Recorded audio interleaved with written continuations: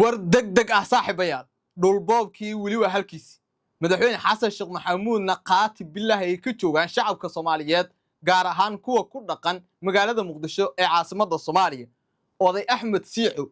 oo lagu garaacay xaafadda Sinai weliba barxadii halkaa ku taale ee guryaha laga dudumiyay ayaa mar kale waxa looga daba tagay gurigii uu iibsaday si uu markaas ugu noolaado maadaama midkiisii hore cagaf la geliyay xitaa cagaftii isaga xitaa lagu qaaday isaga oo hurdoonay isla markaasina habeen saq dhexe ah jiifa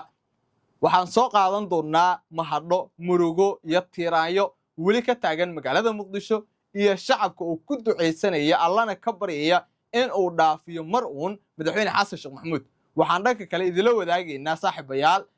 cagafti oo dib u soo rogaal celisay goobo hor ahna gashay isla markaasina hadda la tilmaamayaba in qorshayaal iyo sidoo kale bartilmaameedyo kale ay leedahay waxaan idila wadaagaynaa madaxweyne xasan sheekh maxamuud oo dhanka kale bixiya amar culus oo ku aadan dhulalka ku yaala magaalada Muqdisho kuwa sharciga ah ee dadku ay u leeyihiin sharciyad ama baasaboor ay u haystaan iyo kuwa kale ee dawladdu ay leedahay intaba ee weli cagaftu aysan tagin isla markaasina aysan burburin waxaan dhanka kale idila wadaagaynaa oo barnaamijkan idinku soo gudbin doonaa saaxiibayaal xaalad qoys ah oo ka taagan xafiiska ra'iisul wasaaraha Soomaaliya Xamza Cabdi Barre maxaa weeye xaaladaas barnaamijkan ayaan ku faaleyn doonaa oo waan idila wadaagaynaa dhanka kale waxaan soo qaadan doonaa khilaaf la xiriira aqoonsiga Israa'iil oo ka qarxay Somaliland iyo dawladda federaalka Soomaaliya oo garab istaag weyn u muujisay Suuriya madaxweyne xasan sheekh maxamuudna waxa uu wacad ku maray in uu la dagaalami doono Israa'iil haddii aysan faraha kala bixin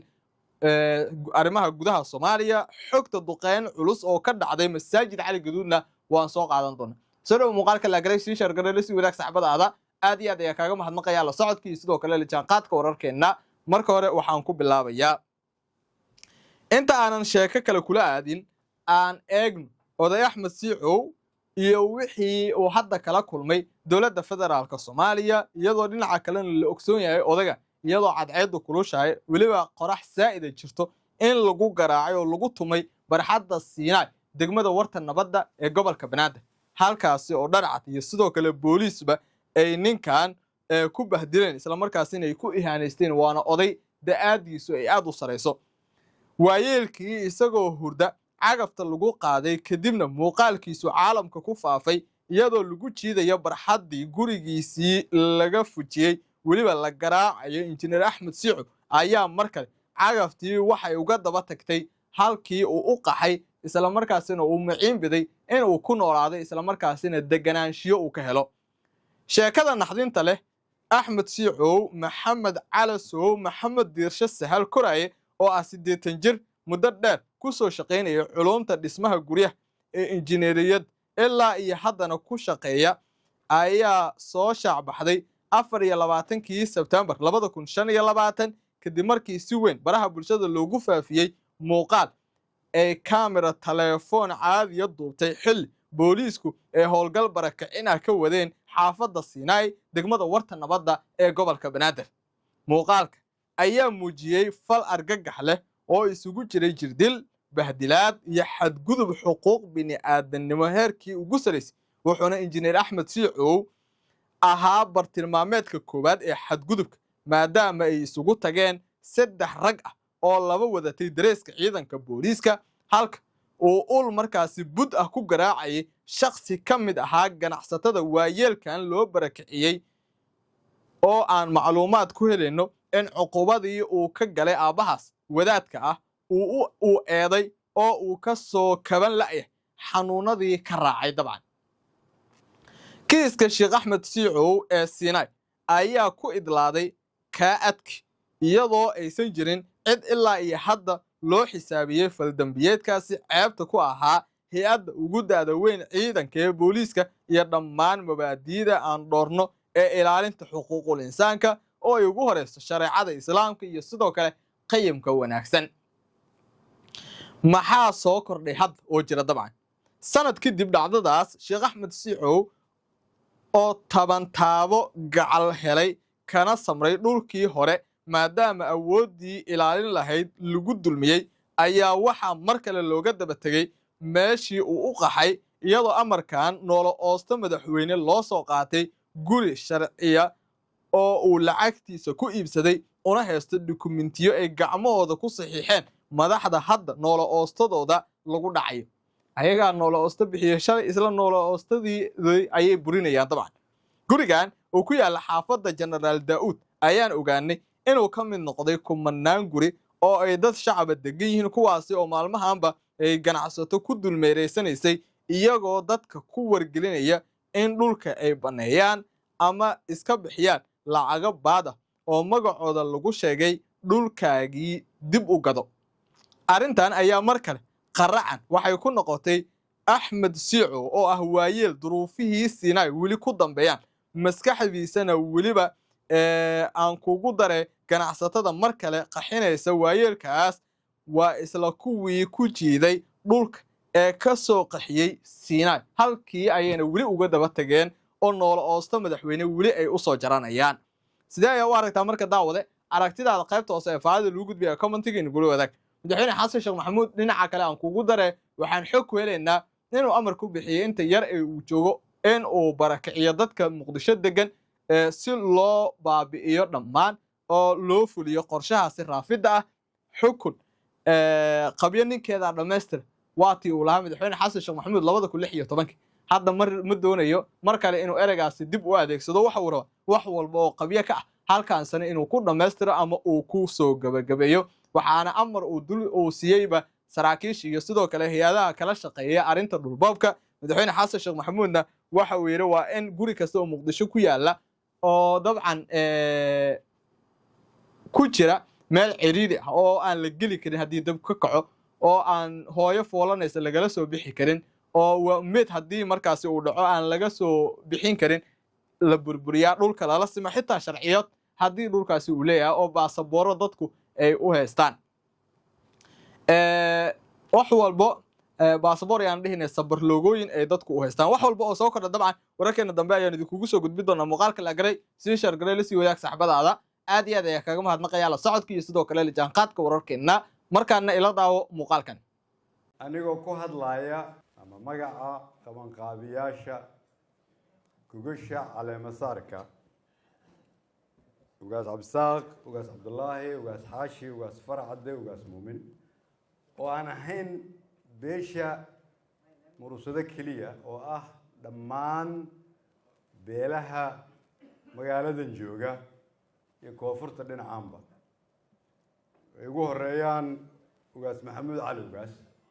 iyo imaamka iyo dhammaan ugaasyada ama salaadiinta ama imaamyada dhaqanka dad baan fariisan intii xafladahan ay socdeen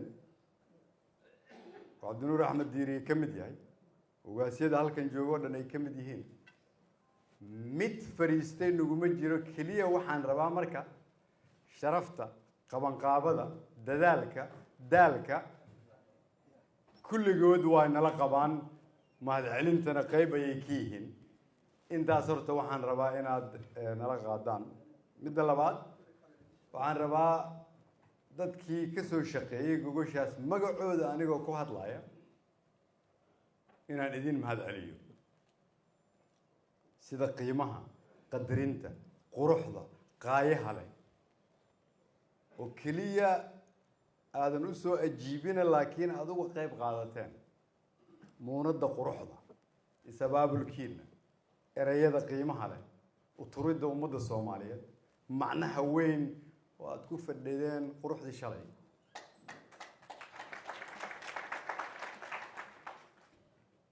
shalayto ayay muuqatay meesha soomaali ay ka nooshahay inay tahay dhaqanka soomaaliyeed shalayta ayay muuqatay macnaha aada leedihiin shalayta ayaad muujisaan sharafta aada huwan tihiin inana waa idin mahad celinaynaa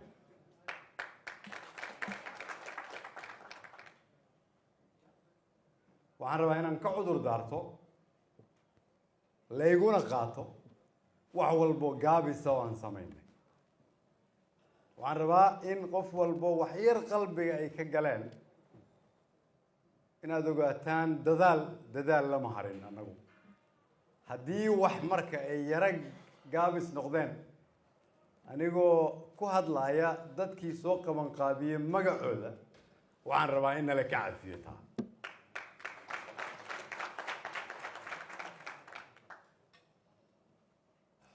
annagu waxaan ugu talagalnay gogoshii shalay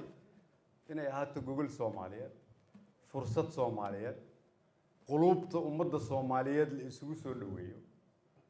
la tuso Soomaali siday isugu hilib iyo halboole yihiin siday isugu qiimo yihiin siday isugu dhaliyo yihiin waxaan rabnaa marka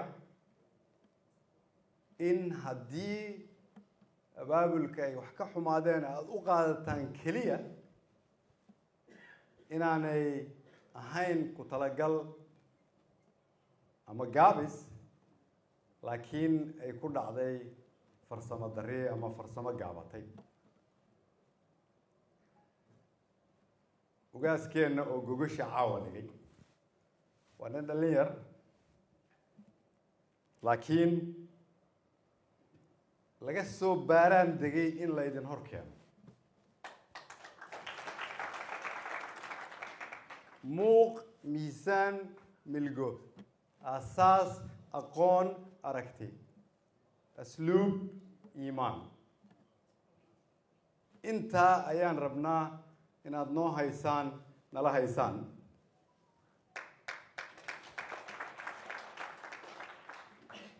ugaaskeennana waxaan leeyahay kula dardaarmaya dadka aad madaxda u tahay Soomaali oo dhan oo anagu ugu horeyno siyaasiyiinta waqti baa loo qabtaa adiga cimri baa lagu qabtay kursigii shalayto lagu cimaamaday cimrigaada ayaad leedahay sidaas daraaddeed degdeg kuguma jirto sidii aad sheegtay cumaamadihii shalay lagu saaray ugaas culays ma lahayn laakiin mas-uuliyadda ay hunaayeen ayaa culays leh sidaas daraaddeed ayaan adigana inkastoo aad ugaaskaygi tahay annaan adeerka ahay kugula dardaarmayaa waad gaaraysaa insha allah annaguna waa ku garab taaganaa ugu dambeyntii waxaan leeyahay waa mahadsantihiin waa sharfantihiin sida aad noo sharafteen waa karaamaysantihiin allah idin karaameeyo abaal weyn ayaan idin haynaa waana idin mahad celinaynaa intaad nala joogtaanna waa idin cusubsanaynaa haddii ilaah yidhaahdo marka aad safartaanna qulubtaan idinku haynaynaa waa mahadsantihiin wasalaamu calaykum